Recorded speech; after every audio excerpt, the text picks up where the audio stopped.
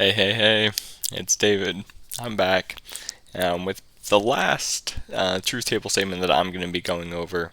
Anyways, I think there's more, but I want to cover this one so then we can start going to like knights and knaves. But anyways, this is the hardest one, at least for me personally, and that's the if-then statement. Um, so the reason I find this so tricky, and we'll go into it, is it only changes if the Q is false. So a good English kind of statement for this would be, if you're a fan of Disney, then you've been to Disney World. So if you are a fan of Disney and you've been to Disney World, that statement's true. If you're a fan of Disney but you have not been to Disney World, then that statement is false. If you've never been to Disney, or if you're not a fan of Disney, then that statement's true because it doesn't apply. So some of you'll often see this kind of shown as the arrow here. So we have P arrow Q. It's also, I think, in JavaScript for functions and stuff. And then sometimes in code you'll see it, or like a code visualization of it would be if P then Q. So let's go into the truth table and then we'll map it out, and I think that'll be a lot easier to visualize.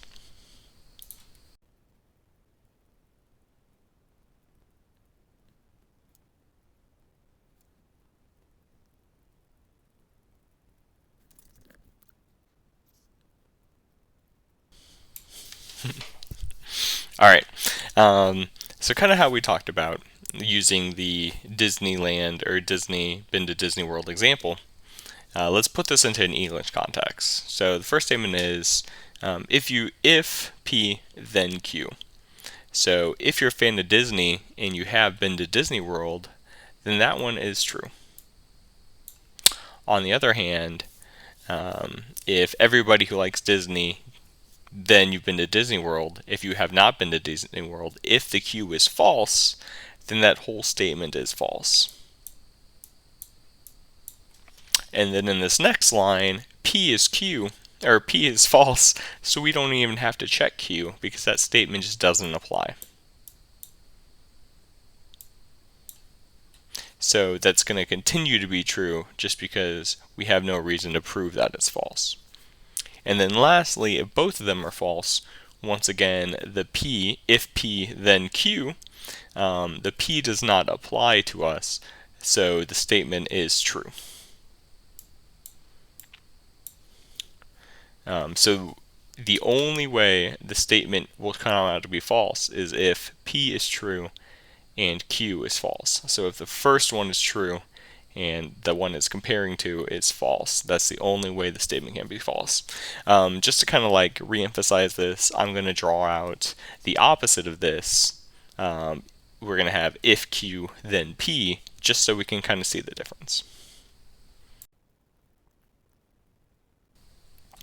Okay, so this statement is if Q then P, so close to the opposite of if P then Q. Just the thing switched around. So the top one, once again, we know from the first one that if they're both true, the statement is true. For the second one, we have if Q then P.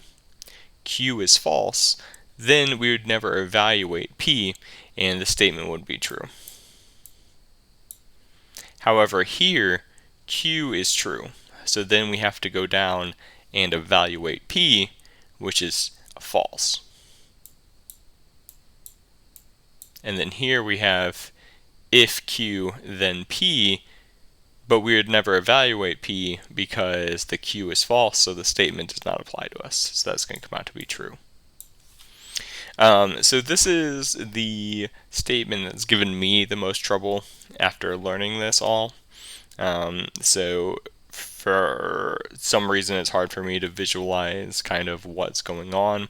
So I just have to slow down and remember that the only way the statement comes out to be false is if the first letter or the first statement is true, but the second statement is false. And hopefully this helped you out. All right, thanks.